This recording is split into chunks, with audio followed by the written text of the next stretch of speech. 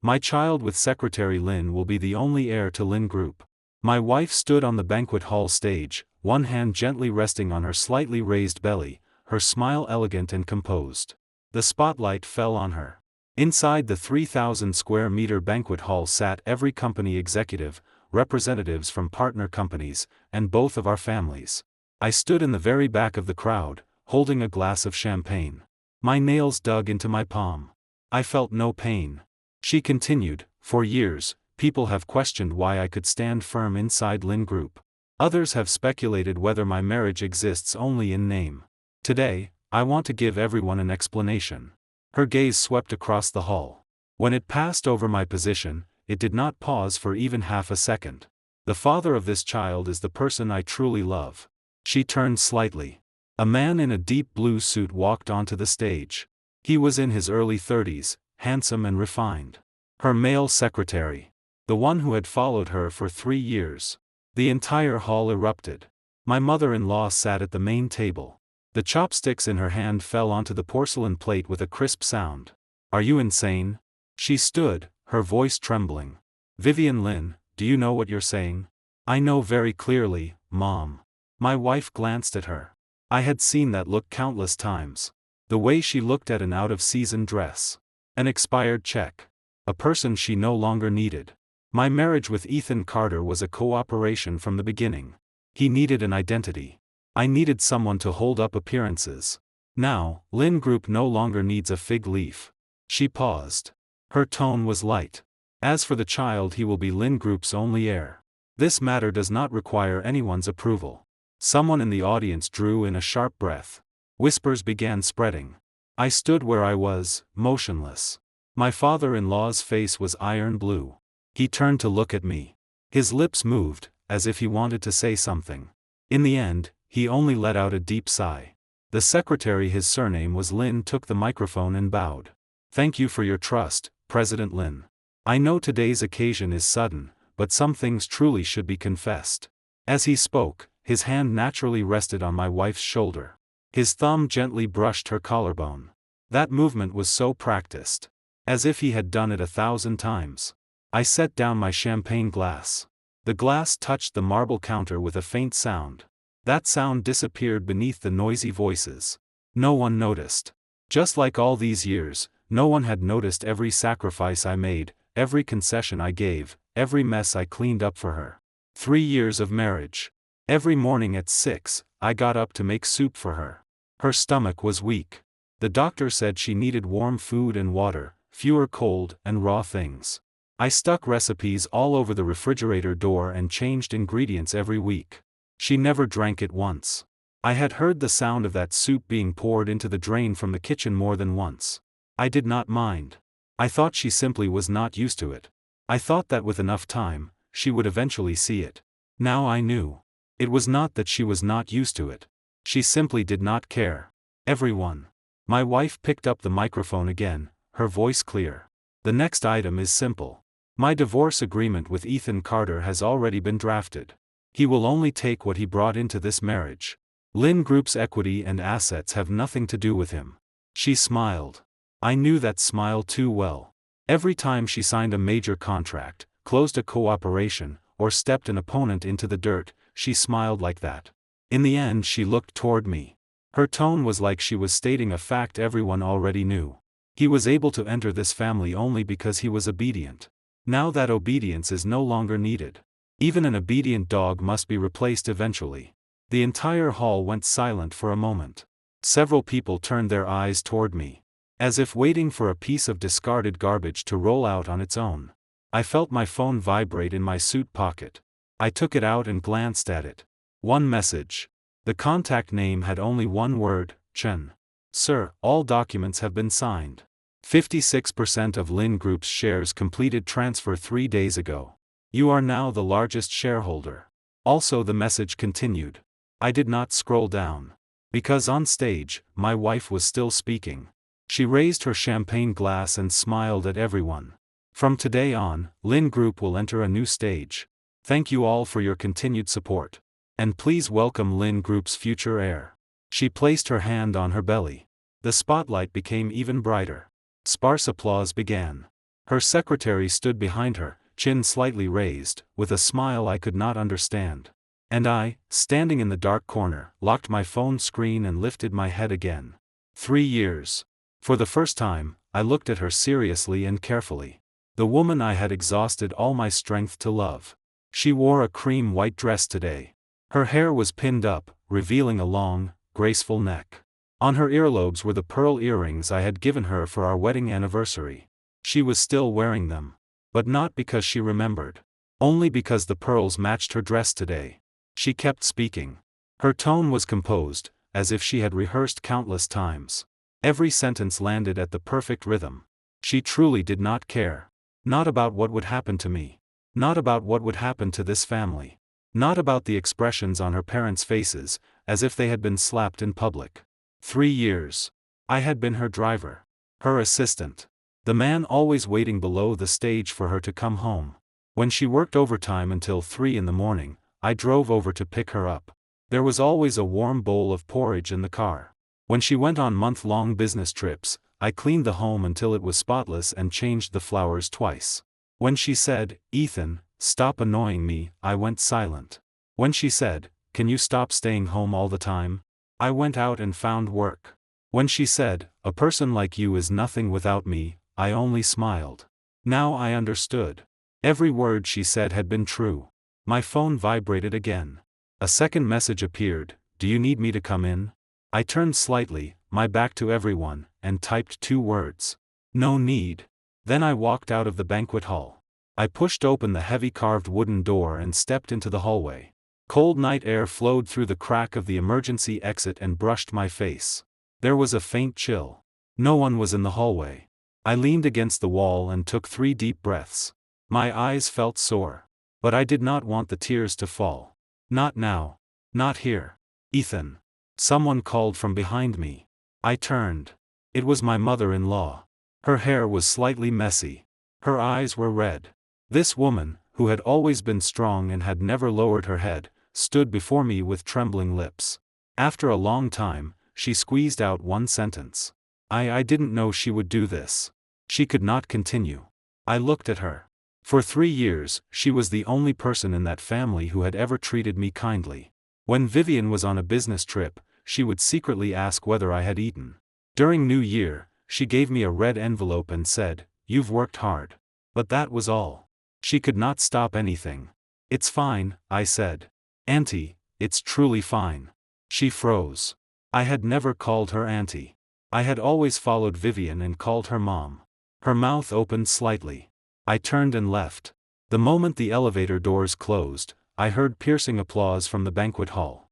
It sounded like something breaking. When the elevator reached the underground parking lot, my mother-in-law chased after me. She ran in heels, stumbling slightly. For the first time in 3 years, I saw this woman lose her composure.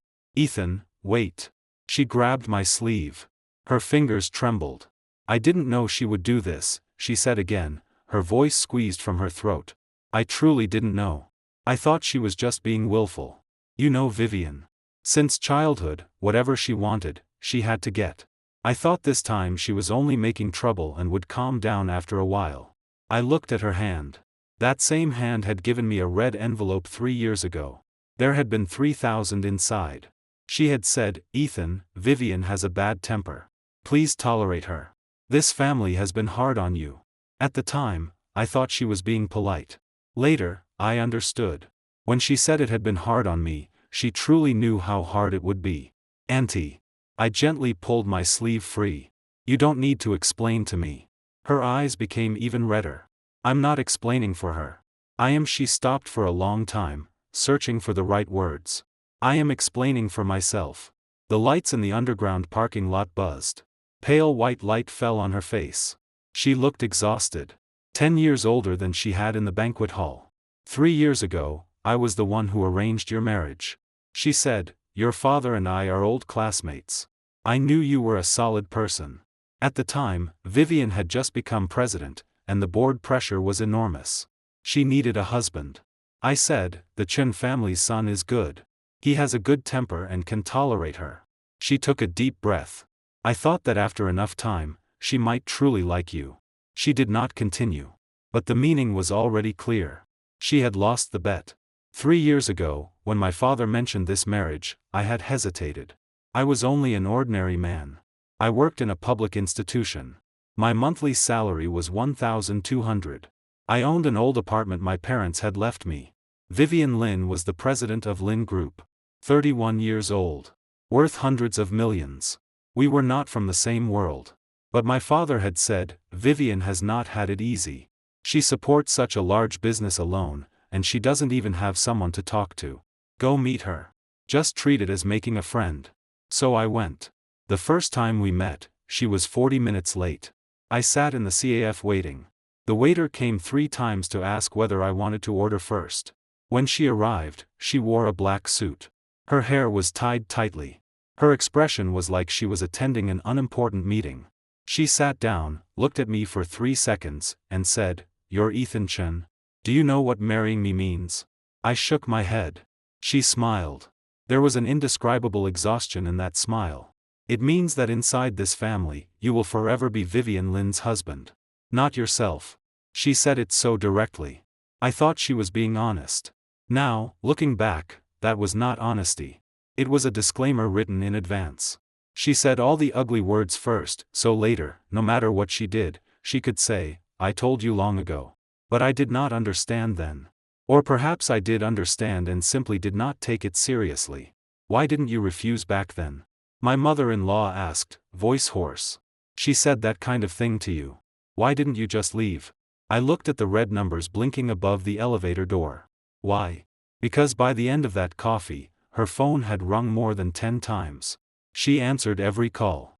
Her tone shifted from calm, to irritated, and finally to something I could not describe. When she hung up the last call, her hand was trembling slightly. She looked up at me and said, "Sorry to make you wait so long. Company matters." In that moment, I did not see a female president. I saw a person about to be crushed. "I thought I could help her," I said. A cold wind blew in through the underground parking vent, carrying the chill of early winter. My mother-in-law said nothing. After a long time, she asked very softly, "Do you know when that secretary appeared?" I did not answer. "Vivian knew him in high school," she said. "They were together in college. Later, Vivian took over the company. Her father disagreed, saying the boy's family background was too poor and would drag her down. Vivian argued with me for 3 months, but in the end, they broke up. That boy went to another city. I thought the matter had passed." She paused. "Last year, somehow, he came back. Vivian recruited him into the company and placed him beside her as a secretary. I talked to her. She said it was only a working relationship. I believed her. She raised her head and looked at me, eyes red. I believed her, Ethan. I was foolish. I said nothing. I took out my phone. There were still unread messages from my assistant on the screen. I turned the screen off and put it back into my pocket. "Auntie," I said, "go back upstairs. There are still guests to handle. If your daughter asks, just say I already left." "Where are you going?" "Home." She froze. "Then what about tomorrow?" I pressed the car key. Not far away, the car lights flashed twice. "Tomorrow can wait until tomorrow." The moment I opened the car door, my mother-in-law called me from behind. "Ethan." I turned back. She stood there. Her white suit looked especially old under the fluorescent light. Her lips moved. In the end, she said only one sentence. "Child, you don't understand. This matter is far more complicated than you imagine." I did not answer. As the car drove out of the underground parking lot, my phone vibrated again. The third message from my assistant: "President Lin asked me to tell you, tomorrow morning at 10, go to the Civil Affairs Bureau and sign the papers. She has already made the appointment." I looked at that message and typed 2 words, "Tell her to come to the company." Then I deleted them. And typed again, "Okay." I sent it. Outside the window, city lights blurred into one long belt of color. For 3 years, I had waited for her to come home at this intersection every night. Tonight, there was no need to wait. I stepped on the gas and drove onto the elevated road, turning in the opposite direction from home. My father lived in an old residential building on the east side of the city. 6th floor. No elevator. The voice-activated light in the stairwell had been broken for 2 years, and property management had never fixed it. I climbed in darkness. Every stair edge had been worn smooth and shiny. The building was older than I was. Paint peeled from the walls, revealing gray cement underneath.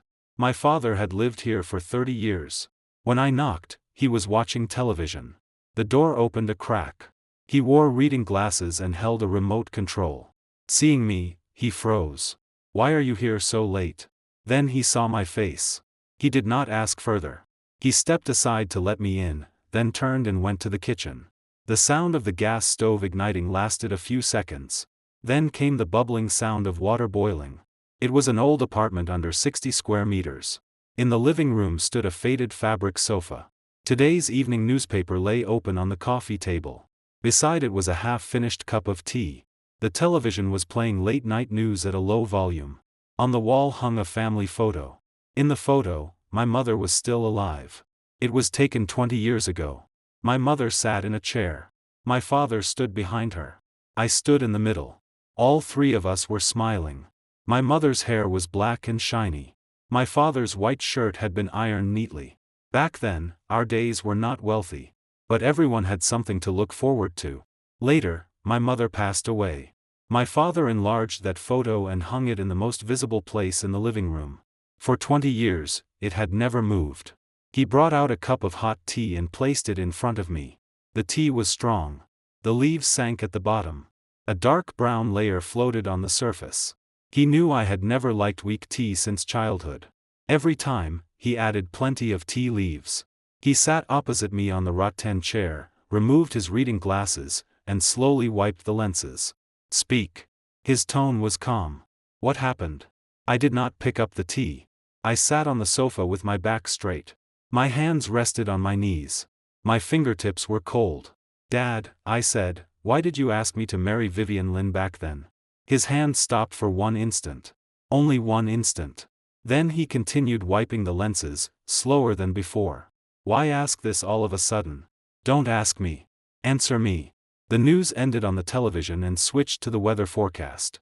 The female anchor's voice was gentle, saying cold air would move south tomorrow and temperatures would drop. My father put his glasses back on. He did not look at me. He looked at the family photo on the wall. "Do you still remember what our family looked like the year your mother died?" I nodded. I remembered. I had just entered middle school. My mother's illness had used up all our savings and left us buried in debt. My father's salary card was frozen by the bank. That grown man had squatted in the hospital hallway and cried like a child. Later, your Uncle Lin helped us. My father said, he and I were old comrades. When he heard my family was in trouble, he transferred 30,000 without a second word. Back then, 30,000 was not like now. It was all his savings. He paused. His voice became hoarse. I never paid it back. He never asked me to. I looked at him. My father was 65 this year. His hair was completely white. Deep wrinkles lined the corners of his eyes. He had never done major business in his life. Never made big money. He had worked as a technician at a factory for 30 years. His retirement pension was a little over $450 a month. But he had a good brother. And that brother's daughter needed a husband. "So you put me on the table as repayment?" My voice was calm, without any fluctuation. My father's shoulders trembled. "Not put you on the table." He said, "President Lin told me Vivian needed a dependable person. He said his daughter was too hard, that she had offended too many people in business. People on the board were eyeing her position. People inside the company wanted to pull her down. He needed someone who could help her stand steady, even if it was only as a husband in name. He told me, your son has a good temperament, is steady, and won't fight with her over anything." He stopped. After a long time, he continued, "I thought it was the only way I could repay him." I did not speak. From the kitchen came the drip of the faucet. Drip. Drip. The living room light was too bright. The white tube light illuminated every pore on a person's face. I saw my father's eyes turning red. But his back was still straight. Like a tree that had been blown by the wind for too long. Even when the roots were loose, it still forced itself not to fall. When your Uncle Lin was dying, he held my hand and begged me several times. My father's voice was almost too hoarse to hear. He said he was sorry. He said this matter was unfair to you. But he had no choice. Vivian had just taken over the company then. She was not even 30. She couldn't hold it up alone.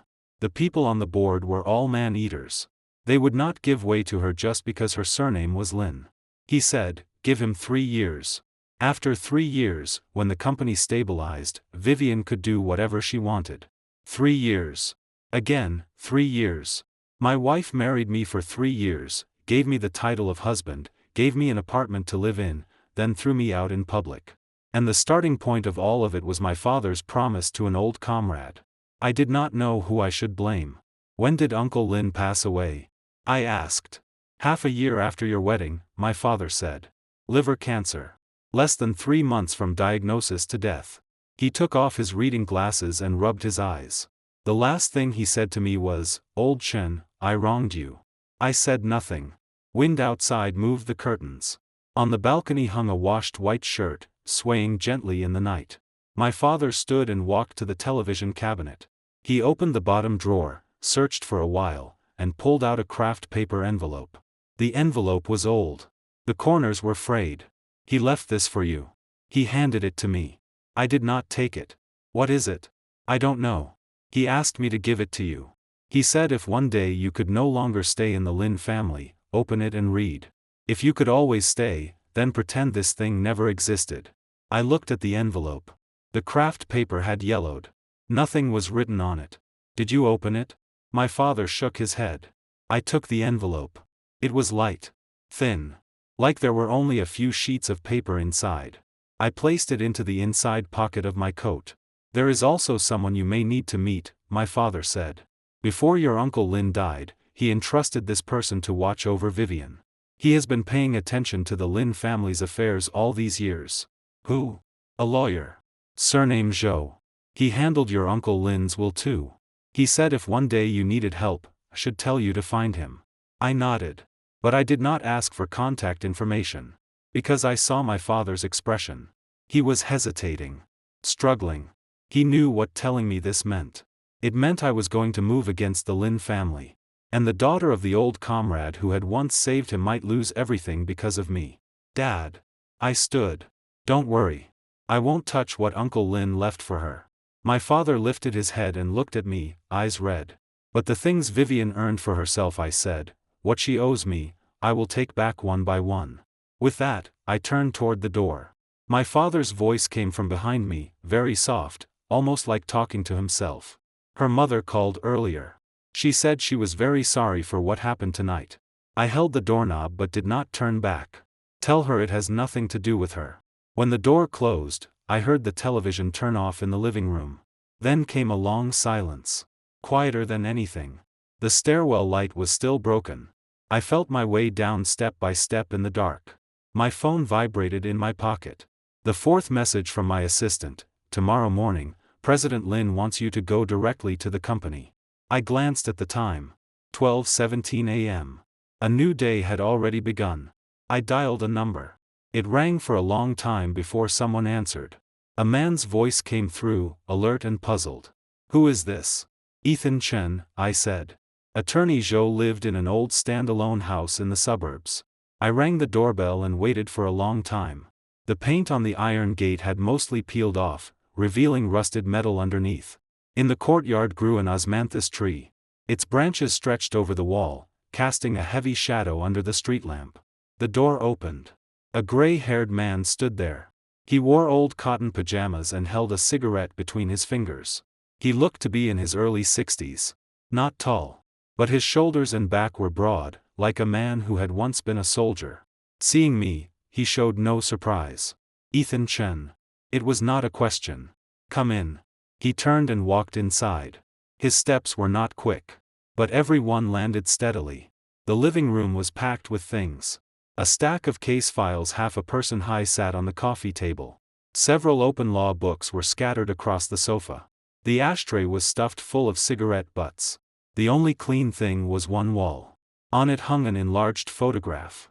In the photo, 2 young men in military uniforms stood beneath a poplar tree, arms around each other's shoulders, grinning with white teeth. One was Attorney Zhou. The other was Uncle Lin. Sit. Attorney Zhou pointed at the sofa. Just move the case file under your backside. I sat. The sofa springs creaked, like a tired sigh. He sat opposite me, crushed the cigarette in the ashtray, and placed his hands on his knees. That posture made him look less like a lawyer and more like an old soldier waiting for a subordinate's report. "Do you know what your Uncle Lin said to me before he died?" I shook my head. "He said, 'Brother Zhou, I owe the Chen family a life.'" He looked at me. His eyes were calm, but they carried weight. I asked him what happened. He didn't say. He only said if you ever came to me one day, I should help you once. He paused. But he also said one other thing.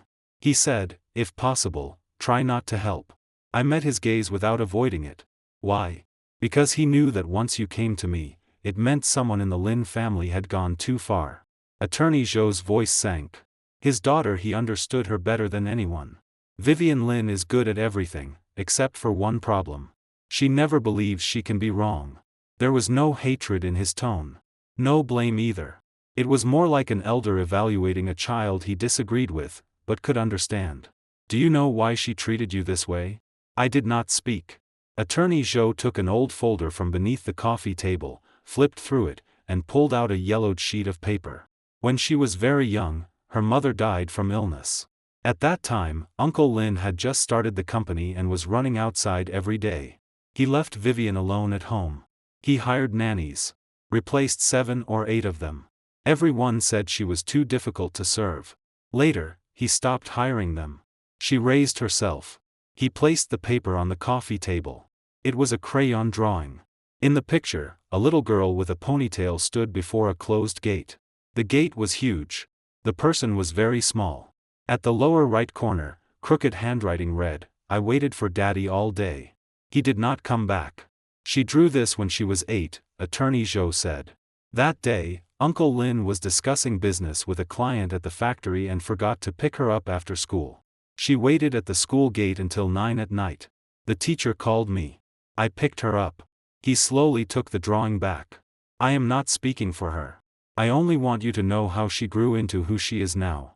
She got used to everyone leaving, so she pushes everyone away first. She fears being abandoned, so she abandons others first." He lit a second cigarette. Through the smoke, his expression became unclear. "But that does not mean she is not wrong." I suddenly asked, "Uncle Zhou, why didn't you stop Uncle Lin from making me marry her?" Attorney Zhou's fingers paused. Ash fell onto his pants. He did not brush it away. "I did." He said, "I told your Uncle Lin, if you do this, you are using old Chen's son as a stepping stone. Your Uncle Lin drank a lot that day. He told me he stopped." "What did he say?" Attorney Zhou looked at me with complicated eyes. "He said he knew. He said he was sorry to Ethan Chen. But he had no choice. The board had already begun secretly contacting buyers. He investigated for almost a year. In the end, he discovered that the person trying to swallow Lin Group was his own younger brother." My pupils contracted. "Uncle Lin had a brother?" "Yes. Martin Lin. When Uncle Lin founded Lin Group, Martin was a co-founder. Later, the brothers fell out. When the family split, Uncle Lin gave him 15% of the shares. But Martin was never satisfied. He felt Lin Group should have been his." Attorney Zhou flicked ash. "The year you got married, Martin secretly contacted 3 major shareholders, planning to force Vivian down at the shareholders' meeting. When Uncle Lin found out, he was already in the final stage of liver cancer. He had no time left. So he needed an outsider to enter the Lin family," I said. "An outsider who would make the board believe there was a new force behind Vivian." Attorney Zhou nodded. "You and your father both had good reputations and clean backgrounds. By entering the Lin family, you were telling outsiders that the Lin family still had a new card." I heard my own heartbeat. One beat after another. Heavy. "Does Vivian know these things?" "She knows part of it," Attorney Zhou said. "But what she doesn't know is that Martin Lin has never given up over the years. He has been waiting for his brother to die. And now, he wants to take advantage of Vivian's unstable foundation to try again." He crushed the cigarette and stared into my eyes. "I am telling you this today not for Vivian. For Uncle Lin." He lifted a briefcase from beside the sofa, opened the zipper, and took out a sealed document. The cover read, "Temporary Shareholders Meeting Resolution." He placed it on the coffee table and pushed it toward me. "Tomorrow morning, Vivian asked you to come to the company. Do you know what it's for?" To sign the divorce agreement. What else? I looked at him. Attorney Zhou pointed to the document. She wants your signature on an equity transfer agreement at the same time. The year you married, Uncle Lin transferred 10% of Lin Group shares under your name. Vivian herself holds 35%. She always thought you were only a minor shareholder, so she did not care about you. He opened the document. But what you did 3 days ago took away the heaviest card in her hand. 3 days ago. The night before my business trip. My assistant stood before me with a thick equity acquisition intent letter, his face pale. 3 small shareholders, totaling 18%. 1 institution, 12%. And 6% of the 15% originally held by Martin Lin. His assistant had secretly put it on the market, and we intercepted it at a premium. Add the 10% Uncle Lin left me. 56. Not much. But enough. Attorney Zhou looked at me. There was cautious approval in his eyes, the way an old soldier might look at a recruit who had won a battle.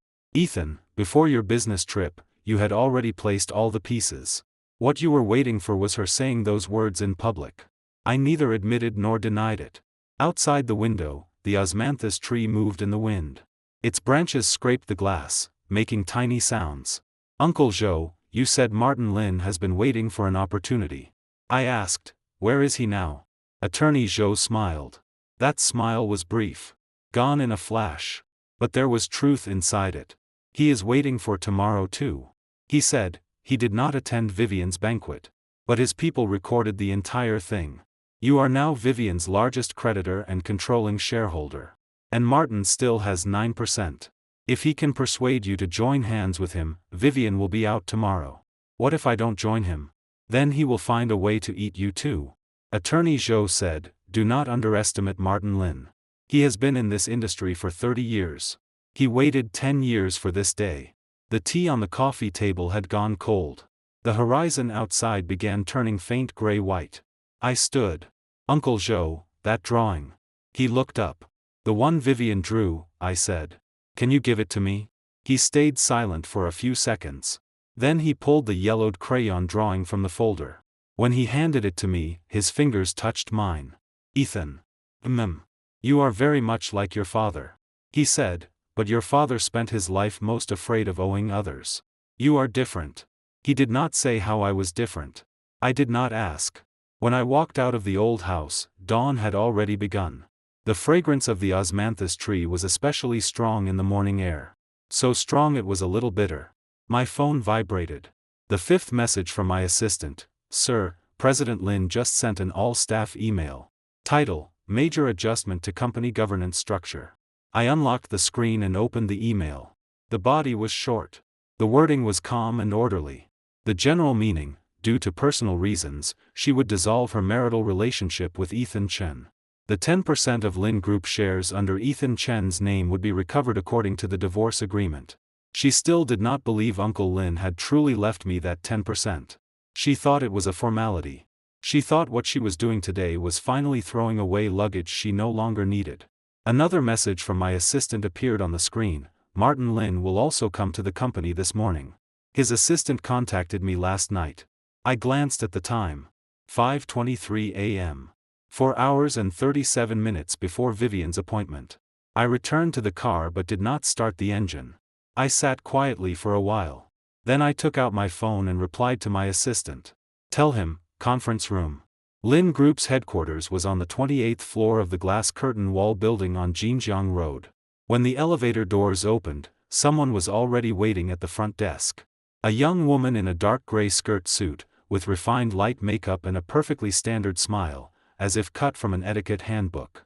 Mr. Chen, President Lin is waiting for you in the conference room. She called me Mr. Chen. Not Chairman Chen. Not Brother Chen. Not the slightly flattering Ethan people used before. Only 3 words. Clean. Cold. Without anything extra. I followed her through the hallway. Inside the glass offices on both sides, people lifted their heads to glance at me, then quickly lowered them. Some pretended to look at their computer screens, but their peripheral vision followed my back. Some exchanged glances at their desks, suppressing expressions of wanting to watch but not daring to. They all knew. The banquet last night. The email early this morning. 30 minutes ago, Vivian had sent a message in the all-staff group, "Everyone attend this morning's meeting. 19th floor. Conference Room 1.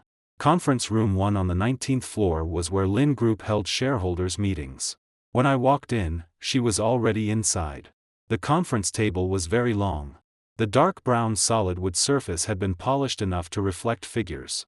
She sat at the main seat. 2 documents lay before her. Beside them was a Mont Blanc pen without its cap, as if something had just been signed. When I entered, she did not look up. She was looking at her phone. Her finger slid across the screen. At the corner of her mouth was a nearly invisible smile. I knew that smile too well. Every time she messaged that secretary, she had that expression. I pulled out a chair and sat opposite her. The conference table was too long. At least 4 meters separated us. Like a whole river. She finally put down her phone and raised her head. Very punctual. Her tone was light, like speaking to a not-so-familiar colleague. "Everything is prepared." She tapped one of the documents in front of her. "Divorce agreement. Look it over." I pulled the document over. 6 pages total. The font was small. The line spacing tight.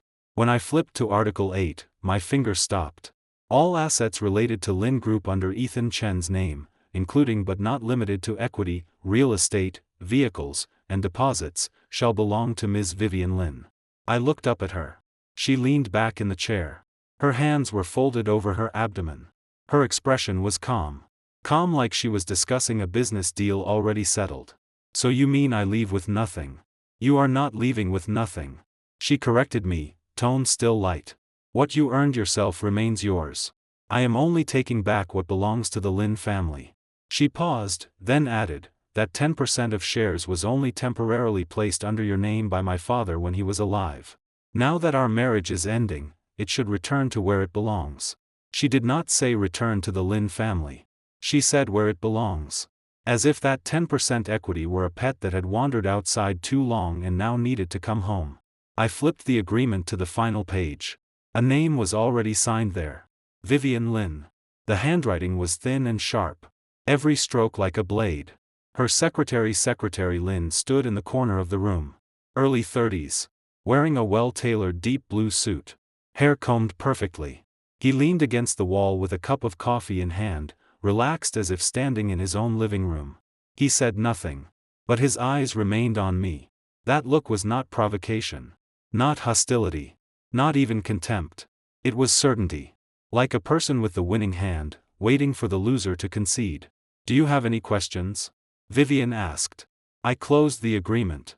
"Yes." She raised her brow. "At the banquet yesterday, you said the father of your child." I paused. "Was the person you truly loved?" Her expression did not change. So I've always wanted to ask." I said. "What was I, all these years?" The air conditioning vent hummed in the conference room. Outside the window was the city's most prosperous skyline. Morning sunlight struck the glass curtain wall of the building opposite, reflecting a dazzling white glare. Vivian looked at me. For a very long time. Then she smiled. There was no anger in that smile. No guilt. Nothing that could be called emotion. She simply thought the question was laughable. So she laughed. "Ethan." She called my name softly. "You are a good person. But you were never someone I needed." She stood and walked to the floor-to-ceiling window. Her back faced me. Sunlight coated her body in a golden outline. Her voice came from the light, every word clear. What I needed was someone who could help me stabilize the company.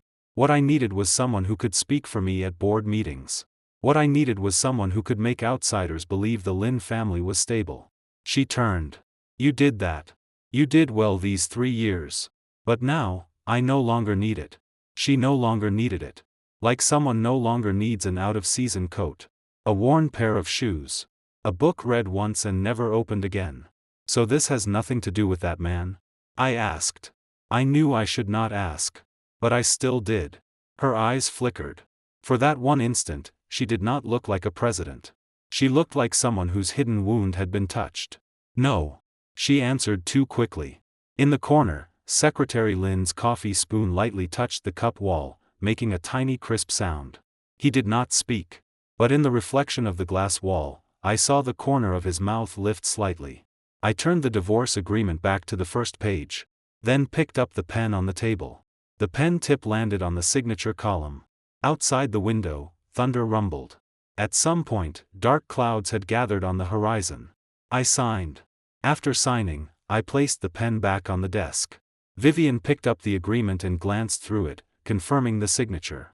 Then she handed it to Secretary Lin in the corner. When he walked over to take the file, his leather shoes tapped crisply against the marble floor. "Mr. Chen, thank you for your cooperation." His tone was polite. But that politeness was not respect. It was the politeness of a winner giving the loser one final shred of dignity. Like shaking hands with a grieving family at a funeral, saying my condolences while thinking, finally, it's over. He placed the file into his briefcase. Then naturally and casually, he pulled out the chair beside Vivian and sat down. Right beside her. That seat had been mine. For 3 years. Every board meeting. Every client meeting. Every exhausting business dinner. I sat beside her. She disliked that I spoke too little and said I did not understand socializing. But every time drinking made her stomach hurt, I quietly placed stomach medicine under the table. Every time, the medicine sat 15 centimeters from her left hand. She could take it without looking down. Now, that place was taken. After Secretary Lin sat down, he pushed a glass of warm water toward her. The temperature was just right. A thin mist clung to the glass wall. He had even prepared a coaster. Bamboo. On it was carved a line, "Vivian, drink less coffee." I recognized the handwriting. 3 years ago, on Vivian's birthday, she had received an anonymous package. Inside was a handmade leather-covered notebook. On the title page was one sentence: "The road you are taking is far. I'll wait for you to come back." At the time, I thought it had come from an old client. Now I knew. It was not a client. Oh, right. Secretary Lin seemed to suddenly remember something. He pulled a craft paper envelope from the inside of his briefcase. "Mr. Chen, here is a list. Please confirm it as well." He pushed the envelope over. I opened it. Inside was a printed form. The heading read, "List of items used by Ethan Chen during his time at Lin Group." Item 1, Company Vehicle. Audi A6L. Used for 3 years. Estimated value, 48,000. Item 2, Lawn Garden, Building 3, Unit 1701. Temporary residence rights for 3 years. The property belongs to Lin Group. During occupancy, property fees, utilities, and parking fees were paid on behalf of the company. Total, 17,500. Item 3, Clothing expense reimbursements during company business events over 3 years. Total, 6,500. And more. Every item was listed clearly. Amounts precise to the hundred. Time periods precise to the month. 1 page. 3 years. For 3 years, I got up at 6 every morning to cook soup for her. No price. I drove to pick her up late at night when she worked overtime. No price. I was forced to drink by her partners until I vomited blood and spent 3 days in the hospital. No price. But a 450 suit had been remembered for 3 years. What does this mean? I placed the list on the table. Secretary Lin glanced at Vivian. Vivian was drinking that glass of warm water. The rim covered half her face. She did not look at me. "This is the company's financial process," Secretary Lin answered for her. His tone remained polite. "Since the divorce agreement has been signed, President Lin means to settle the accounts today. The usage rights and ownership of these items require formal separation. Of course, this part of the cost is not for you to pay. We only need your signature to confirm that these items have been returned to the company." He spoke flawlessly. Not asking me to pay. Only asking me to admit these things were never mine. That car. I had driven it for 3 years, taking her to and from work. The odometer had run 60,000 kilometers. Every maintenance. Every tank of gas. I paid myself. That apartment. I lived there alone for 3 years. When she occasionally returned, it was only to change clothes and leave. The refrigerator was always full of ingredients prepared for her. She never opened its door. Now I had to sign and confirm, these things had nothing to do with me.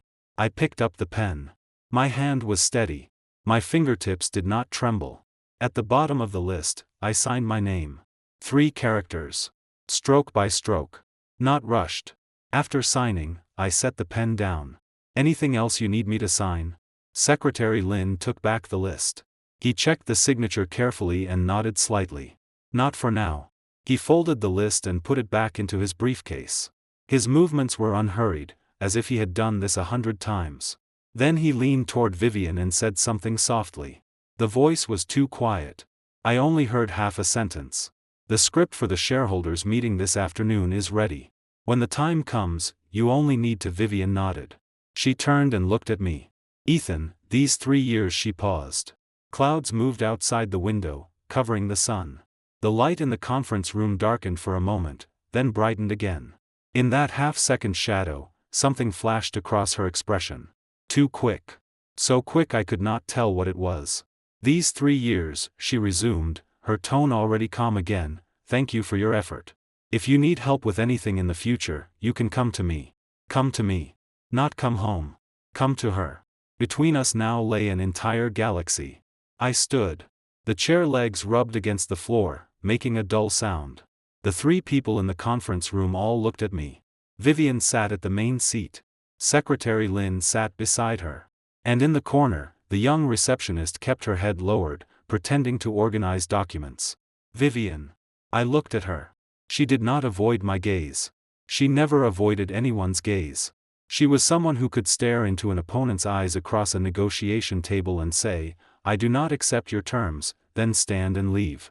She was someone who could be cursed at in a board meeting and still drink a cup of coffee with a smile. She would not be moved just because I called her name. But I had to say it. Do you remember the first thing you said to me 3 years ago? Her brows moved slightly. You said, Ethan, marrying me means that inside this family, you will forever be Vivian Lin's husband, not yourself. At the time, I thought you were being honest. Later, I thought you were testing me. When I signed just now, I finally understood. I paused. You were not being honest. And you were not testing me. You were writing yourself a disclaimer in advance. You are the kind of person who says every ugly thing first, so later, no matter what you do, you can say, I told you long ago. Secretary Lin frowned. He leaned forward, as if wanting to speak. Vivian lifted a hand and stopped him. I continued, you were right. By your side, I truly was not myself. I lived as your shadow. Every morning, I woke up watching you leave. Every night, I went to sleep waiting for you to come back. I replied to every message instantly. I never missed a phone call from you. You thought all of that was natural. You never thought it needed repayment. But Vivian, did you ever think about one thing? Her lips parted slightly. But no sound came out. The conference room was quiet for 3 seconds. Cold air flowed from the vent and lifted the edge of the signed divorce agreement on the table. Secretary Lin stood. He was half a head taller than me. When he rose, his shadow fell across the table, blocking a strip of sunlight. Mr. Chen, that is enough. His voice was low, like he was reminding an ill-mannered guest. President Lin gave you dignity. You should leave yourself some too. I did not look at him. I looked at Vivian. She lifted the glass of warm water and took a sip. The rim covered her expression. Only a section of her eyelashes remained visible. They were long. They trembled slightly, like a butterfly's wings touched by wind. Then she set the glass down. Ethan, she said, do you have anything else? If not, I have another meeting at 10:30. She was sending me away. 3 years of marriage ended with thank you for your effort. Then she told me she had another meeting. As if those 3 years had only been an unusually long business negotiation. Now the contract was signed.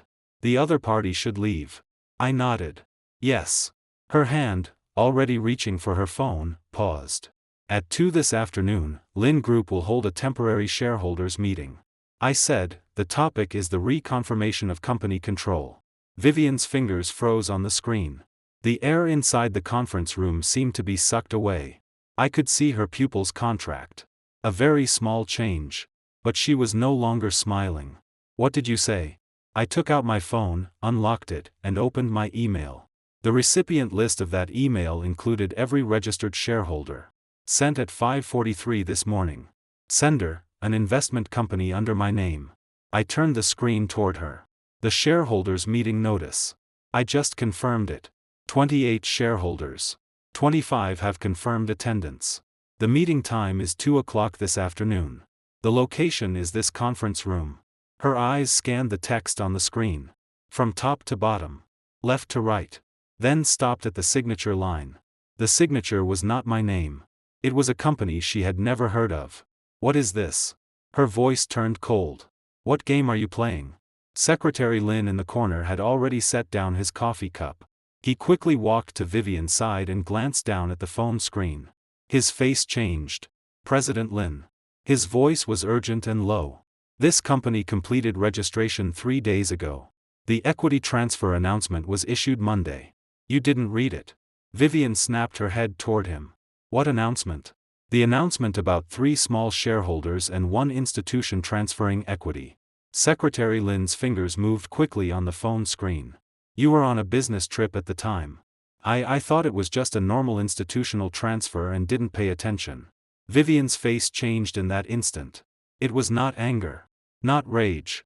It was confusion, something she should never have shown in business. Like a person reaching a familiar intersection, only to discover every road sign had changed direction. She looked back at me. This time, her gaze was no longer calm. Something surged inside it. Like dark currents moving beneath a frozen river. Ethan, what did you do? I did not answer. I turned toward the conference room door. Footsteps sounded outside. More than one person. Leather shoes tapped clearly and neatly against the marble floor, like a team that had rehearsed. The door opened. The first person to enter was Attorney Zhou. He wore a dark gray suit, his gray hair combed neatly. Behind him were 2 young men in black suits, each carrying a briefcase, their faces serious as if attending an important trial. The last person to enter was a man in his early 50s. Not tall. Slightly overweight. Wearing gold-rimmed glasses. He wore a dark blue jacket without any visible brand. His steps were casual, like a neighbor dropping by. But the moment he entered, Vivian froze completely. Uncle. Her voice went hoarse halfway. Martin Lin. He stood at the conference room entrance and scanned everyone inside. His gaze stopped on me for 1 second, then landed on his niece. Vivian. His voice was gentle, like an adult talking to a child. Long time no see. The air in the room froze completely. Attorney Zhou walked to the conference table, placed his briefcase on the surface, opened the zipper, and pulled out a thick stack of documents. He divided them into 3 piles. 1 pushed to Vivian. 1 to Martin. The final pile remained at his side. President Lin, he said to Vivian, tone businesslike, at 2 this afternoon, a temporary shareholders meeting will be held. Before that, there are some matters we need to confirm with you. Vivian did not look at the documents. She looked at me. Everyone in the room was looking at her. But she looked only at me. That gaze was too complicated. It contained rage, shock, confusion, and something else. Ethan. She called my name, voice very soft. What exactly have you been thinking these 3 years? I stood before the window and looked at her. 3 years. For the first time, she asked me what I was thinking. Before this, she never asked. She only told me what I should do. What time I should wake up. What clothes I should wear. How to heat the food before she returned. How to stay away when she was irritated. Which agreement I should sign. Which car I should take. Which account I should transfer money into. She never asked what I wanted. You want to know? I asked. She nodded. Thunder rumbled outside again. Early winter rain was coming. The air carried a damp scent.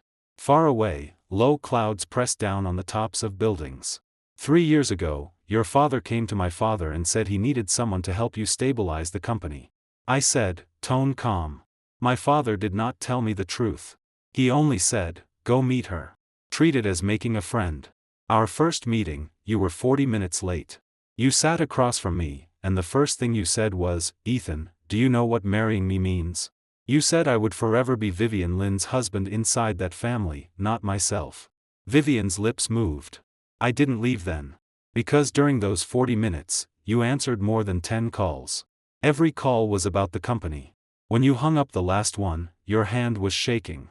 I thought you needed me. I did need you, she said. Not in that way. I interrupted her. What you needed was a tool. A tool that would not complain, would not leave, and would not trouble you. You needed someone waiting at home for you to return, so while you fought at the company, you could know that at least that home was still intact. But you never treated me like family. She turned her head away, looking out the window. 3 years ago, your father transferred 10% of Lin Group shares into my name. You knew this. Her shoulders trembled. You said you were only taking back what belonged to the Lin family. But that 10% Uncle Lin left me was not temporarily placed under my name. It was something he left. I paused. As a father's safeguard for his daughter. She turned her head abruptly and looked at me. What do you mean? Did you never think about it? I looked at her. If during these 3 years, you had not pushed me away, if even once, you had truly treated me as your husband, then today, you would be sitting in this conference room holding 45% of the shares. Because that 10% was originally yours. He was only afraid you could not hold everything up alone. The conference room was so quiet I could hear the second hand of the wall clock moving. Her eyes reddened for one instant. Only one instant. And then? Her voice was steady. So steady it was almost deliberate. You took my shares away. Now you come here and tell me this. Do you want me to regret it? Or do you want to see me cry? I stepped forward. No. Then why? From the inside pocket of my coat, I took out the craft paper envelope my father had given me the night before. The edges were frayed and old. The paper had turned yellow. I placed it on the conference table and pushed it toward her. Your father left this for you. He asked me if one day I could no longer stay in the Lin family, open it and read. If I could always stay, then pretend this thing never existed. She looked at the envelope. Her hand lifted. Then lowered. Those hands had signed contracts worth hundreds of millions. Held countless negotiation chips. But when she reached toward that envelope, I saw her fingertips tremble. She opened it. Inside was a neatly folded sheet of paper. The paper had yellowed. The folds were worn. When unfolded, it was a handwritten letter. The handwriting was neat and strong. The final strokes rose slightly at the end of each sentence. Uncle Lin had a habit when writing. The last character of every sentence was always a little higher than the one before, as if every matter still had room to continue. Vivian's eyes moved across the letter. Her expression shifted from stiff to pale, and from pale into something indescribable. Her lips moved several times, as if she wanted to read the words aloud. But her voice was stuck in her throat. Attorney Zhou spoke softly from the side. President Lin, would you like the lawyer to confirm the letter's contents? She did not answer. She folded the letter and returned it to the envelope. Her movements were very slow. Every fold aligned with its original place. Then she placed the envelope on the table and laid both hands flat over it, as if pressing down something that might fly away at any moment. Ethan. Her voice was hoarse. Do you know what the letter says? I shook my head. He said sorry. Her eyes finally reddened. This time, she could not hold it back. A tear slid down her cheek and fell onto the envelope, spreading a small dark stain. Sorry. Daddy lied to you. That 10% of shares was not temporarily placed under Ethan's name. It was given to him. Because he will take care of you for me. And I have no time left. She read that passage and stopped for a long time. If one day you discover that he is better than you imagined, that is the only right thing I did in this life. Secretary Lin took one step forward. He reached out, wanting to support Vivian's shoulder. His movement was urgent and natural. But Vivian lifted her hand and blocked him. Don't touch me. Her voice was soft. But every word was like a blade. Secretary Lin's hand froze in midair. At 2 p.m, Conference Room 1 was full. 28 shareholders. 25 attended in person. The remaining 3 appeared on the projection screen through authorized representatives and video connection. On both sides of the long conference table sat faces in suits. The air smelled of coffee and freshly printed paper. Vivian sat at the main seat. Her eyes were still slightly red, but her makeup had been repaired. Her hair was pinned up again. The pearl earrings on her ears had been replaced by more understated silver ones. I sat opposite her. Not in the deputy seat. At the other end of the long table. Between us were 4 meters of solid wood and the gazes of 12 people. Like a river. Attorney Zhou stood on the side of the table, microphone in hand. His voice was steady and clear, like an old lawyer presenting facts in court. Ladies and gentlemen, this temporary shareholders meeting has 2 agenda items. First, confirmation of Lin Group's current equity structure. Second, based on the equity changes, re-election of directors and management. He opened the first document. According to the latest shareholding details issued by the Securities Registration and Settlement Center, the top 3 shareholders of Lin Group are currently. He lifted his head and glanced around. First, Jiahe Investment Limited, holding 56%. Martin Lin sat by the window. He raised his head. Behind his gold-rimmed glasses, his gaze sharpened. Second, Ms. Vivian Lin, personal shareholding 15%. Vivian's fingers tightened around the folder in front of her. Third, Mr. Martin Lin, shareholding 9%. Whispers began in the conference room. Low voices, like dark currents beneath water. Attorney Zhou set down the document. According to the company charter, a shareholder holding more than 50% of shares has the right to propose a special shareholders meeting, re-elect the board, and appoint or dismiss company management. At 2:05 p.m. today, Jiahe Investment officially submitted a shareholders meeting motion. He paused. The motion is, nominate Mr. Ethan Chen as the new chairman of Lin Group, effective immediately, and establish a management adjustment team to assess and reorganize the current management. Martin Lin pushed up his glasses and looked toward me. His gaze held scrutiny. It was the look of an old hunter assessing a new hunter, judging whether this suddenly appearing tiger would block his path. But when he spoke, his tone was friendly. Mr. Chen is young and promising. As an old shareholder of Lin Group, I naturally support him. He smiled. However, there is a small issue. The 9% equity in my hand is not much, but on key matters, it still carries some weight. I wonder what plans Mr. Chen has for the company's future direction. Here it came. He was testing me. He was seeing whether I would form an alliance with him. He was waiting for me to offer terms. I leaned back in my chair and looked into his eyes. Uncle Lin, I said, voice not loud, but enough for everyone to hear. Where did your 9% come from? Martin Lin's smile froze. The air in the conference room suddenly tightened. Like a string twisted to its limit, one more turn and it would snap. What do you mean, Mr. Chen? Last month, a sum of overseas funds passed through 3 related accounts and successively purchased 6% of Lin Group's circulating shares. I opened the file in front of me. After tracing the final source of those funds, I lifted my head and looked at him. It came from your wife's maternal family. Uncle Lin, you secretly increased your Lin Group holdings using your in-law's money. Does your niece know about this? The smile on Martin Lin's face disappeared completely. He removed his glasses and slowly wiped the lenses with his tie. The motion lasted 5 seconds. The entire room was silent. Everyone watched this old fox who had been in business for 30 years, waiting to see how he would respond. He put his glasses back on. Mr. Chen is well informed. He admitted it cleanly. That 6% indeed came from my wife's side. But what does that have to do with today's agenda? I increased my holdings legally. I violated no rules. Legally. I nodded. But you did not disclose the related party transaction to the board. That violates Article 37 of the company charter. Attorney Zhou immediately followed. According to the charter, shareholders increasing holdings by more than 1% and involving related parties must submit written disclosure to the board within 5 working days. Mr. Martin Lin did not disclose. Martin Lin's face finally changed. He looked at me with an entirely new gaze. No longer like a hunter looking at a new hunter, but like a person looking at an opponent who had already placed 3 hidden moves on the chessboard. Ethan. When he called my name, the title Mr. was gone. You invited me to this meeting today not to join hands with me, correct? Correct. Then what is it for? I pushed another document onto the table. To confirm one thing. Who should own the shares Uncle Lin left behind? On the projection screen, a scan of the letter appeared. The handwriting was upright. The final strokes slightly raised. The fold marks were clear. The paper was yellowed.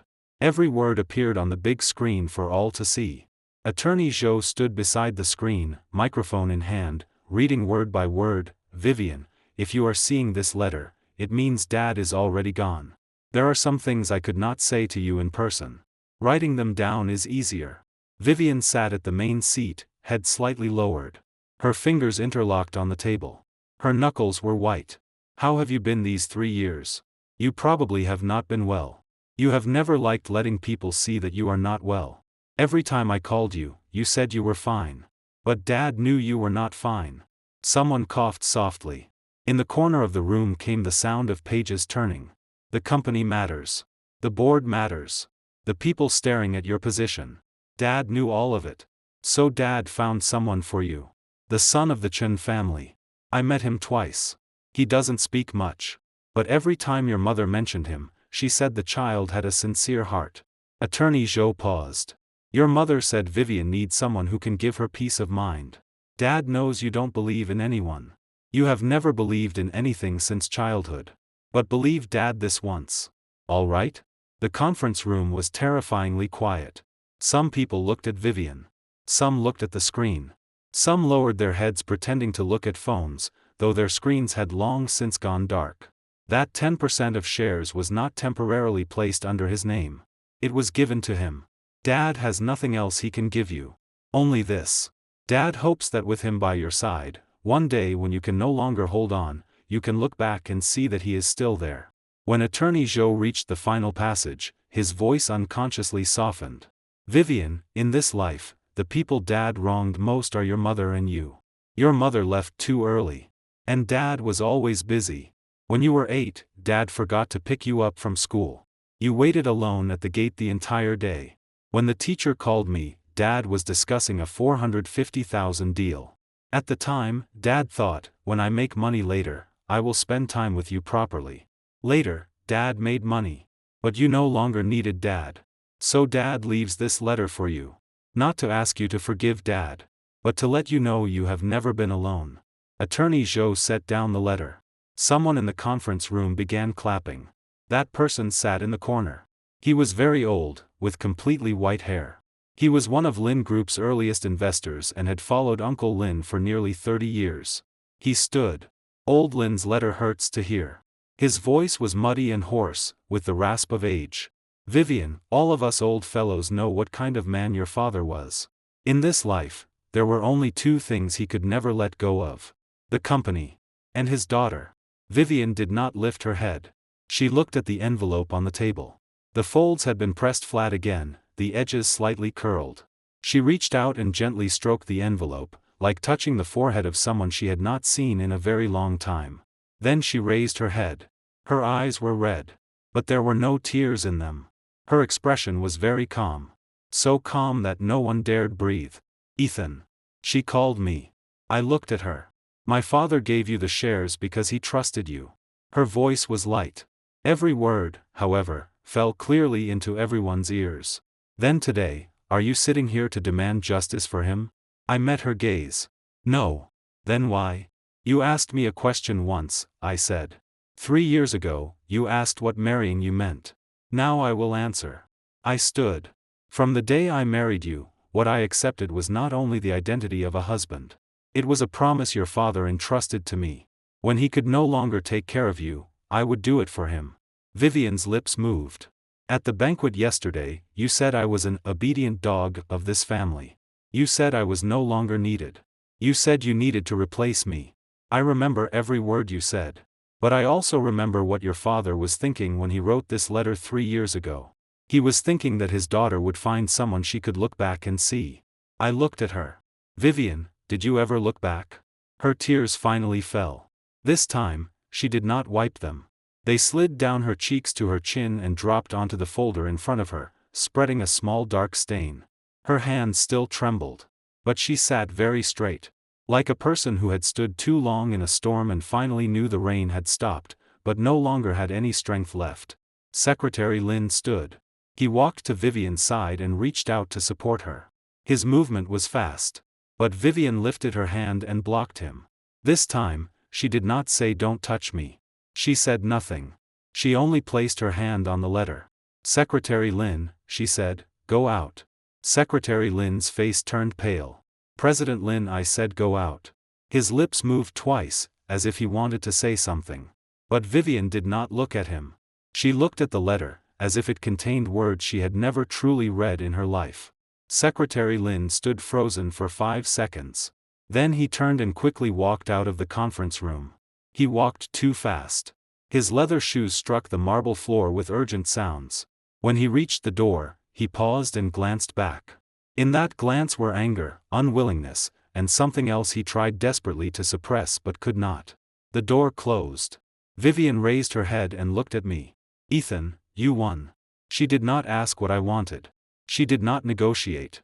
She only looked at the documents before her, the divorce agreement, the equity list, the shareholders' proposal. Then said those 3 words. You won. Attorney Zhou glanced at the clock on the wall. 2:47 p.m. No one in the room spoke. Outside the window, rain finally began to fall. Dense droplets struck the glass. The distant skyline blurred into gray-white shadow behind the rain curtain. I looked at her. What is the final sentence in the letter your father left for you? Her expression moved slightly. She lowered her head and looked at the paper, turning it over to reveal the final line. Vivian. She read aloud, voice hoarse as gravel.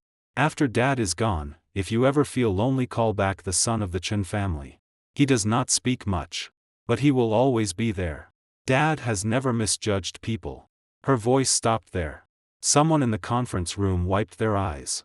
The white-haired old shareholder sat down, took off his reading glasses, wiped them, then put them back on. Ethan.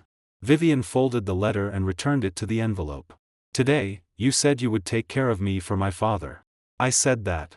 Does it still count? I looked into her eyes.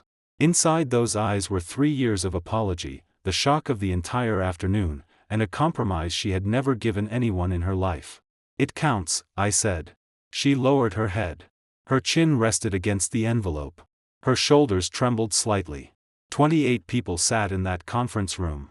No one rushed her. Rain sound poured in from outside with the chill unique to early winter. Then she lifted her head and looked at all the shareholders. Everyone, there is one thing I want to say at today's meeting. Every gaze gathered on her. For the new chairman of Lin Group, I propose Mr. Ethan Chen. The 15% equity under my name will be entrusted to him to exercise voting rights. As for the 9% equity held by Mr. Martin Lin, she looked toward her uncle. Uncle, I want to ask you one question. Did you come here today because you truly wanted to fight for this company? Martin Lin leaned back in his chair. He removed his gold-rimmed glasses, rubbed his brow, then put them back on. He looked at Vivian. For a long time. Vivian. His voice sounded tired. When your father handed the company to you back then, he said something to me. He said, Martin, if you truly want this company, say it to my face and I will give it to you. But if you say nothing and make moves behind my back, then you are not my brother. He paused. I held it in for 10 years. He picked up his briefcase and stood. I will keep my shares. But for today's meeting, I will not vote against. Nor will I vote in favor. I abstain. When he reached the door, he paused. He did not turn back. His voice came from the side of his face. Ethan, you are like your father. Both of you are men who cannot bear owing others. He paused. But you are a little stronger than him. You are more ruthless. The door closed behind him. When the meeting ended, the sky was already dark. The rain was still falling. Water blurred the glass curtain wall, and outside, headlights and streetlights connected into a wet belt of light. Most people had left. The last to leave was the white-haired old shareholder. When he passed Vivian, he reached out and patted her shoulder. Vivian, he said softly, if your father knew what happened today, he could rest easy. He did not wait for her reply. He leaned on his cane and slowly walked out. Only open documents, cold coffee, and a few paper cups remained on the conference table. Attorney Zhou silently sorted the documents back into his briefcase. Vivian still sat where she was. Her hands lay on the envelope. Her fingertips gently traced the folded edges. She had not spoken. That silence was not resistance.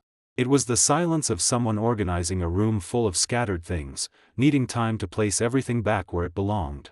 I gathered my coat and stood to leave. Ethan.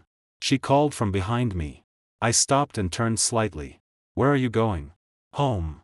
Which home? I looked at her. Her fingers were still on the envelope, pressing over the word uncle. Jinlan Garden or the old house on the east side? East side. She nodded. Then stood. Her movements were slower than usual. She walked to me and stopped less than a meter away. In the past 3 years, we had been close countless times.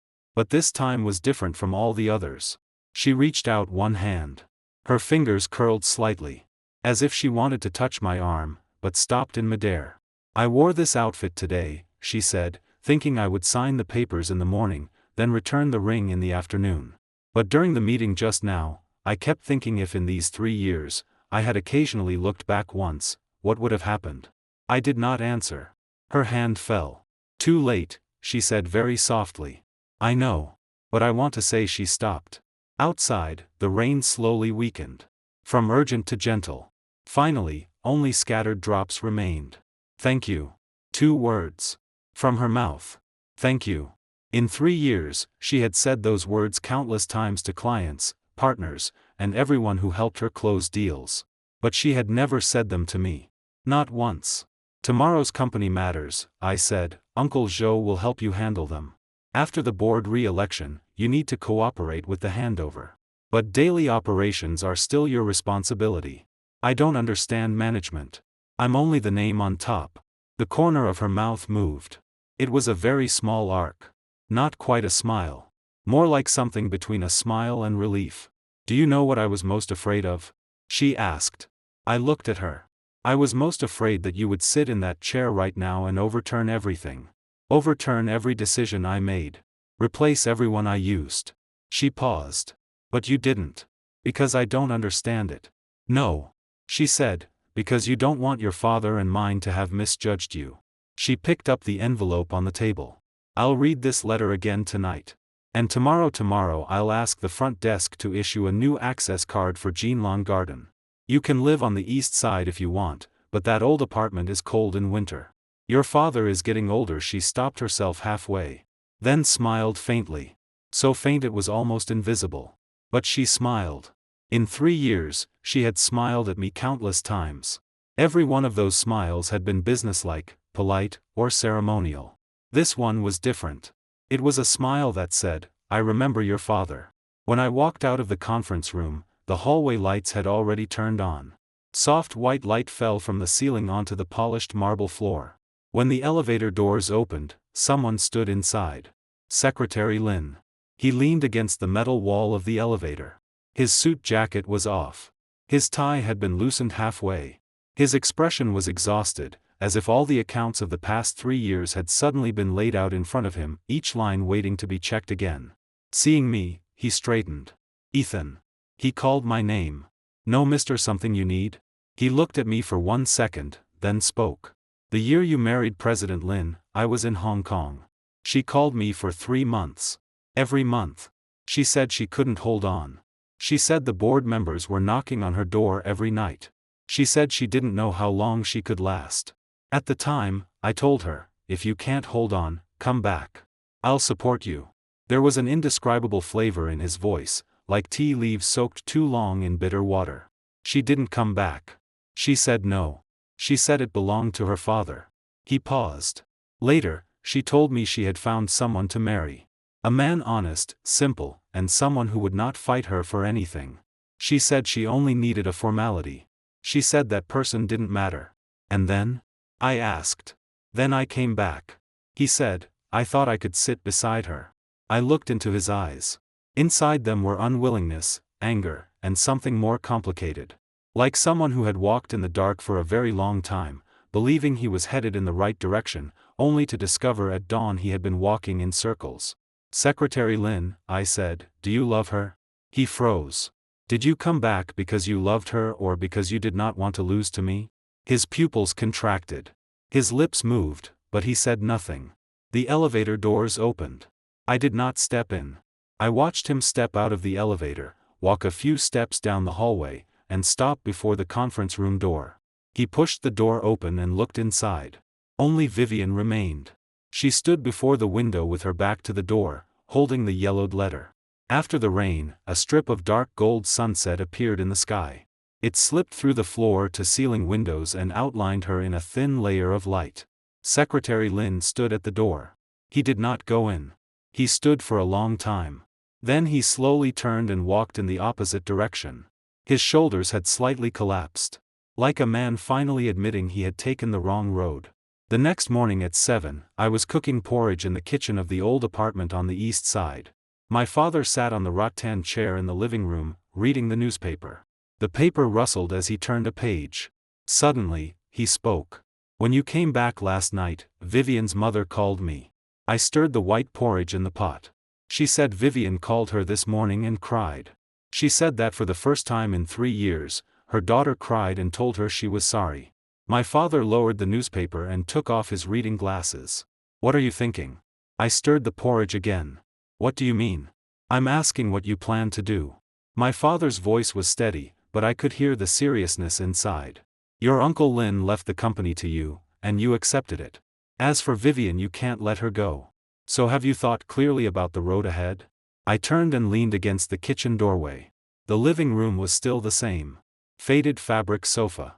Yellowed evening newspaper. A half-cold cup of tea on the coffee table. In the family photo on the wall, my mother's smile remained frozen 20 years in the past. Dad, do you know what I was thinking last night? He looked at me. I was thinking about Mom. I said, the year Mom died, you cried alone in the hospital hallway. At that time, Uncle Lin transferred 30,000 to us. You later told me, we owe him. Yes. But Uncle Lin did not think you owed him. I said, he thought he owed you. Because his daughter needed a reliable person, and you sent your son over. My father lowered his head and did not speak. I'm not blaming you, I said. I only figured out one thing. Uncle Lin left me the shares because he knew his daughter needed someone watching over her. Vivian is the kind of person who walks too fast and never looks back. She needs someone beside her to stop her before the road ends. So you are that person? When Uncle Lin found my father back then, he trusted my father. My father trusted me. Now, I don't trust myself to manage that company well. I smiled. But I can watch over it. I won't let her walk herself into a dead end. The porridge was ready. I filled a bowl and placed it on the coffee table. Dad, I'm going to the company today. I may not come back for lunch. You heat something up yourself. My father lifted the porridge bowl and blew away the steam. That secretary, what do you plan to do with him? I picked up my coat. He can't do much anymore. After a company changes owners, the most obvious change appears on the 19th floor. The front desk had replaced the potted pot hose. The old pot had been half dead for half a year, its leaves mostly yellow, but no one had changed it. The new one sat on the counter, still carrying droplets of water on its leaves. Attorney Zhou had spent the entire night organizing the new board documents and had them delivered to the 19th floor office early that morning. The first page read, Ethan Chen, new chairman of Lin Group. The second page read, Vivian Lin, executive president of Lin Group, reporting to the board. When I turned to the second page, I saw a handwritten note beneath it. It was Vivian's handwriting. Written quickly but clearly. Note, Mr. Ethan Chen will not participate in daily operational decisions, but retains veto power over all major matters. She was leaving herself a path. And giving me authority. At 9 in the morning, I sat in that office. I had entered this office countless times before, but never sat in that chair. The chair was wide, with dark brown leather. Sitting in it, one could see the traffic flow across Jinjiang Road through the floor-to-ceiling windows. There were 3 knocks on the door. Come in. Vivian entered. She wore a light gray suit jacket over a white turtleneck. Her hair was tied low. Her earlobes were empty. She did not wear the pearl earrings. In her hands was a document. The draft announcement for the board re-election is ready. She placed it on the desk. Take a look. I scanned it once. No problem. She nodded. But did not leave. She stood before the desk and looked at me, hesitant. Something else? Secretary Lin, she paused. He has resigned. He handed in his resignation this morning, and I approved it. When he left, he did not say where he was going. What about the child? Her expression stiffened. What child? I leaned back in the chair and looked at her. The one you announced at the banquet. Lin Group's only heir. The child in your belly. Her hand rested on her abdomen. Today, her jacket was loose, but I could see it. The slight curve was the same as yesterday. Fake. She said softly. It was padding. I had someone make the shape and attach it inside my clothes.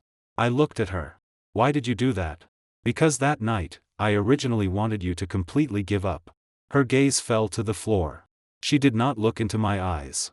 I wanted to make you hate me. To make you believe I had never cared about you at all. That way, after you signed, you would never come back.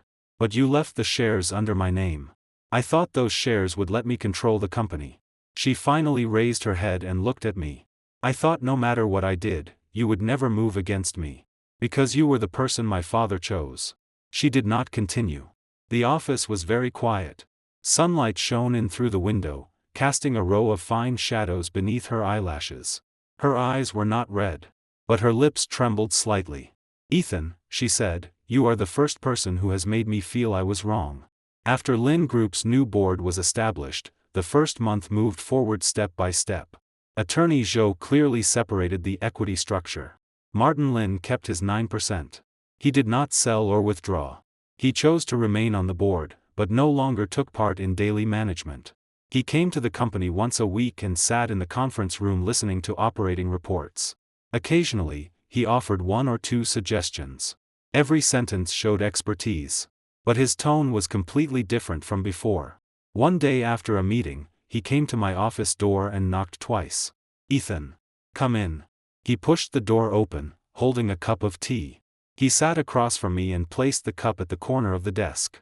Last month's matter, I thought about it the whole night. He got straight to the point. You were right. I held it in for 10 years. If you had not shown that letter, I might have held it in for another 10 years. Now you don't need to hold it in. Right. He took a sip of tea. Now I can openly sit here and watch my niece build the company up. Isn't that better than making moves behind people's backs? He smiled. Inside that smile was the lightness of someone who had finally let something go. There is one more thing.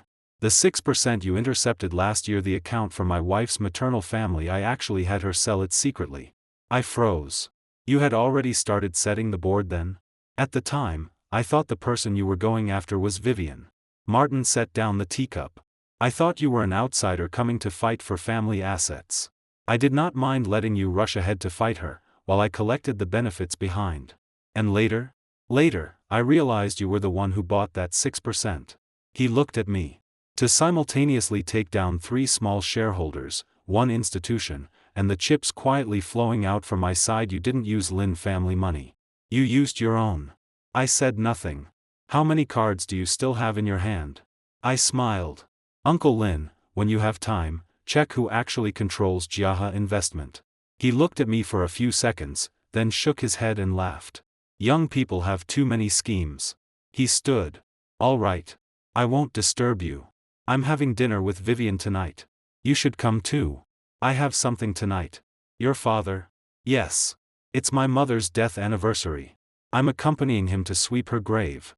Martin nodded. At the door, he turned back and looked at me. Ethan, your mother left early.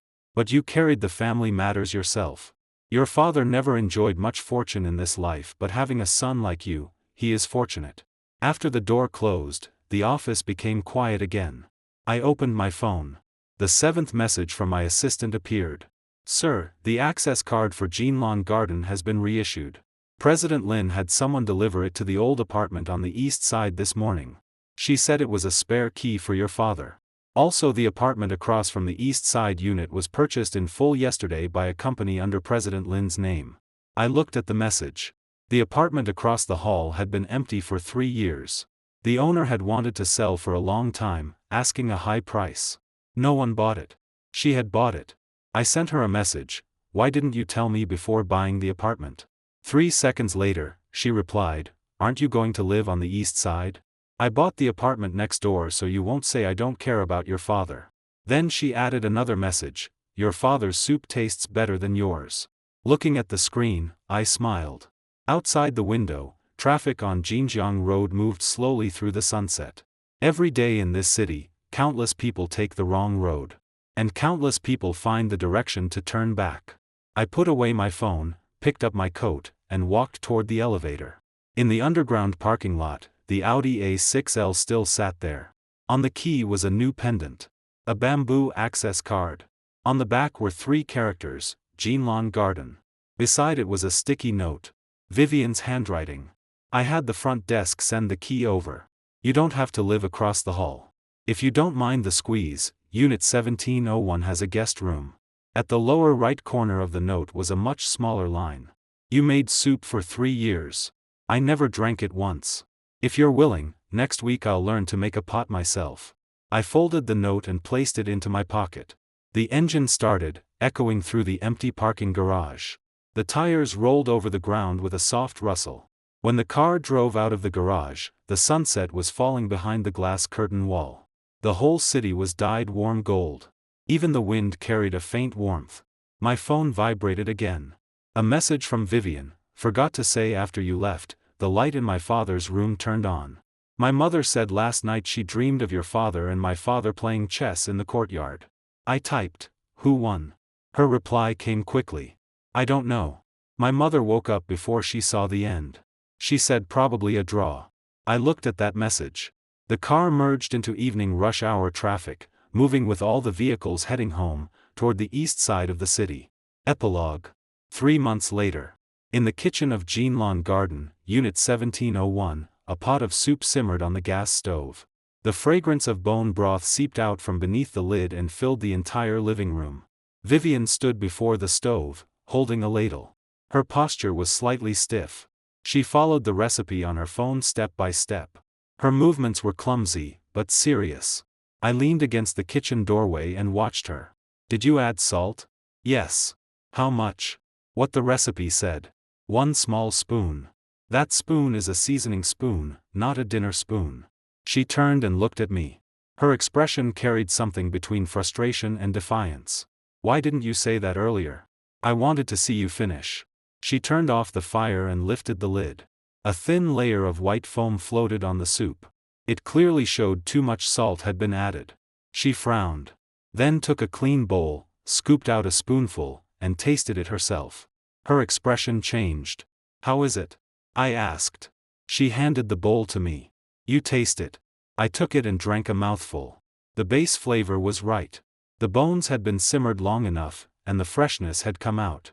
But there truly was too much salt. It was salty enough to taste slightly bitter. It's still drinkable. Drinkable is drinkable. Not drinkable is not drinkable. What does "still drinkable" mean? Next time, use half a spoon less. She took off the apron and hung it on the hook. The soup cooled on the stove. She walked to the floor-to-ceiling window and looked out at the night. "Ethan. When my father wrote that letter 3 years ago, do you think he already knew it would become like this?" "Knew what?" She turned and looked at me. Light fell over her, forming a soft halo. Her expression was calm. Inside that calm was something she had never possessed before. Groundedness. "Knew we would become like this." I did not answer. Far outside the window, city lights connected into a warm river. The kitchen carried the scent of bone broth. Today's evening paper lay open on the coffee table. The apartment across the hall had already been renovated. My father occasionally came over and stayed for a few days, bringing some of the flowers and plants from the old East Side apartment to grow on the balcony. That night, Attorney Joe sent me a message. Only one sentence. Before Uncle Lin died, he left one final sentence: "If one day you see Ethan Chen still beside her, tell him thank you for me." I looked at that message for a long time. Then typed a line. "Reply to him for me." Attorney Joe answered quickly, "What?" "Draw." Outside, the wind rose. It moved the branches and leaves of the osmanthus tree on the balcony. That fragrance drifted in through the half-open window, mixing with the scent of bone broth from the kitchen. So gentle it almost did not feel real. That's all for today's story. Remember to subscribe and leave a comment.